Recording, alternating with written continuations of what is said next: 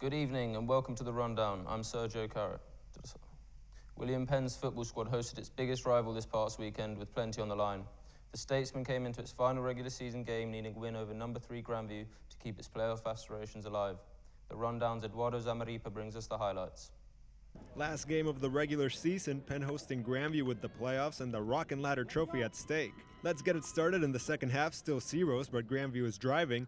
Running back Jordan Cheatham takes the carry, makes a few people miss, turns the corner and glides into the end zone. Touchdown Vikings, 6-0, 3 minutes into the third. Then later, it's Jacob Stacy in the end around, hitting the hole and getting into the promised land. Touchdown Grandview, 13-0 after 3. Here comes Penn though, and on fourth down, senior Tyler Havner fakes, rolls out, and finds senior Jatavius Stewart in the end zone. Touchdown Statesman, 13-7 with 13 minutes left in the game. But the Vikings come right back, and quarterback Derek Fulton sneaks past the pile for the score. 19-7 with 7 minutes left in the game. And on the very next play from scrimmage, Havner lays it out deep for Stewart, and it's picked up. No! Stewart says, "Give me that." Incredible play from the senior as he takes it 63 yards for the touchdown.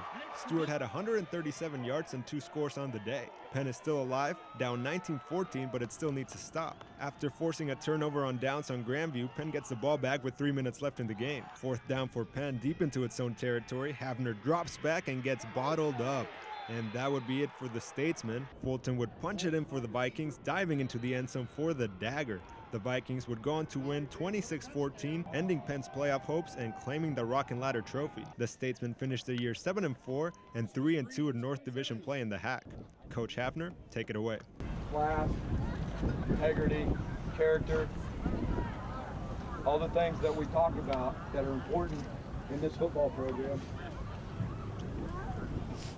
You guys had it all. So the fact that we couldn't get it done today is disappointing, no doubt. If you're an underclassman, before you leave today, you need to make sure you hug every one of those guys. The Statesmen have now missed the playoffs for the 3rd straight season. However, William Penn football has tallied winning seasons in 7 of the last 8 years, including this year. Senior Ochang Akwe is headed back to Nationals after placing 10th out of 92 runners in the Hart Conference Cross Country Championships, becoming only the 3rd qualifier since 2001 to make multiple trips to Nationals for the Statesmen. Akwe claimed the second to last qualifying spot, running the men's 8K in a little over 27 minutes. But it wasn't all Akwe. Sophomore Garrett Heckman had a strong showing and finished 28th with a time over 28 minutes. Senior Benice Ndezea and sophomore Zach Johnson both crossed the finish line in under 30 minutes as well, but they won't be joining Akwe in the quest for gold at the NAIA Cross Country Nationals that take place November 21st in Charlotte, North Carolina. Akwe is looking to improve on his 216th place finish last fall and wants to end his collegiate career with a bang. The wrestling season is underway and William Penn has started off strong.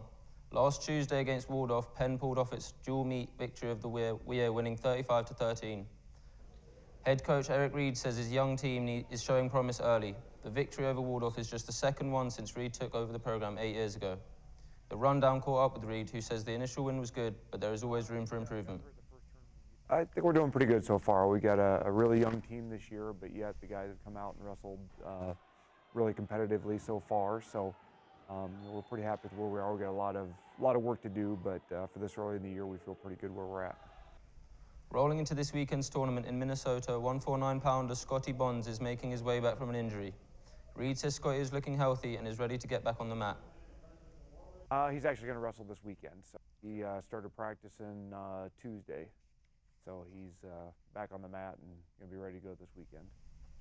This weekend, the wrestling team will be traveling to Minneapolis, Minnesota to compete in the Augsburg Invitational. We'll be back with more here on the Rundown. Your professors oftentimes expect more of you than you expect of yourself.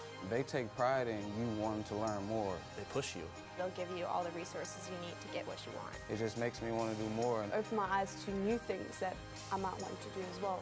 The knowledge that I've gained since I've been a student at William Penn University translates to real-world experience. That's when you know that you got what you paid for, really. And that's why I'm a statesman. And that's why I'm a statesman. That's why I'm a statesman. And that's why I'm a statesman. The student community at William Penn made an impression on me. It's a real statement that you can come here and be part of something real. You have the opportunity to participate in activities, to be involved, to make a difference on campus. The coaches are awesome. It's easy to play for coaches that care about you. It gets more effort out of you because you appreciate what they do. The real experiences at Penn have helped shape who I'm going to be when I graduate.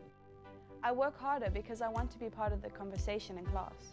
William Penn gives me the freedom to be who I am now and the tools for who I want to be.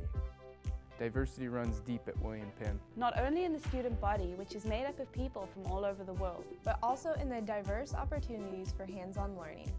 The equipment you get to use is legit. The experiences here will help me get a job when I graduate. I am a leader. I am a trailblazer. I'm proud to be a statesman. William Penn University. Make a statement, be a statesman. Conference basketball started up this week for both William Penn programs. The women and men hit the road Wednesday for Marshall, Missouri, looking to pick up their first wins in the heart against the Missouri Valley Vikings. The women got the ball rolling in the first quarter, leading 19-18, but down the stretch it was a different story. The home team worked its way into the driver's seat early in the second quarter and never let up. Missouri Valley went on to hand WP its first L of the season by a score of 93-72. Senior guard Khadija Young highlighted Penn with the team best 21 points. Young was 7 of 14 on the day, including 6 shots from beyond the arc. Young got a hand from juniors Alyssa Phillips and Sarah Petrozelka. Phillips dropped 13 while Petrozelka contributed 11. As a whole, the Navy and Gold outshot 47.5% to 38.5%. Also, the Vikings out-rebounded the visitors 48-33. The loss drops the 2-3 Statesmen to 8th in this week's conference ranking. Penn will have a chance to redeem itself this weekend when the squad returns to Oskaloosa on Saturday to host Avila in more heart action at 2 p.m. With the momentum on Missouri Valley's side, the men hit the court next. Penn was riding a 4-game winning streak into a hostile environment and didn't bat an eye. Penn secured its first road and conference win by a score of 92-83. However, the win didn't come easy as 4 starters and a player coming off the bench collected 4 fouls each. In foul trouble, 3 Statesmen still managed to score 20 or more points. The scoring was led by junior guard Antonio Levy, who had 23 points on the night. Levy finished the game 8 of 12, including 5 of 8 from long range. Senior forward Brady Burford secured a double-double with 20 points and 12 rebounds to go along with 2 blocks. Junior shooting guard Dondre Alexander also let it rain, dropping 20 points while collecting 10 boards to match Burford's double-double. The win keeps Penn in the top half of the latest conference standings. Penn will put its 5-game winning streak on the line against this weekend against the undefeated 6-0 Avila Eagles. The men's game will start at 4 p.m. on Saturday following the women's contest. As the William Penn basketball programs carry on, the Oskaloosa High boys and girls are taking the court next week. On Monday, the OHS boys are off to put the Pekin High School basketball jamboree. There, the Indians will play one half of the basketball to help them get their legs underneath them before the official season starts. Head coach Ryan Parker is entering his 2nd year at the helm and says the jamboree is the warm-up his team needs before the wins and losses start to count. Parker wants to build off last year's 6-15 season that came to a halt against Pella in the first round of the state playoffs. OHS officially begins its season on Monday, November 30th, when the Indians visit Fairfield. Over on the girls' side, OHS is tipping its season off on the road against Centerville this upcoming Monday. Oskaloosa will try to rebound after a poor finish to its 2014-15 season. The Oski girls recorded 3 wins compared to 19 losses. The girls closed out last season dropping 13 of its last 14 games. Good luck this week to all our athletes in the area, and thank you for joining us. See you next time on The Sports Show.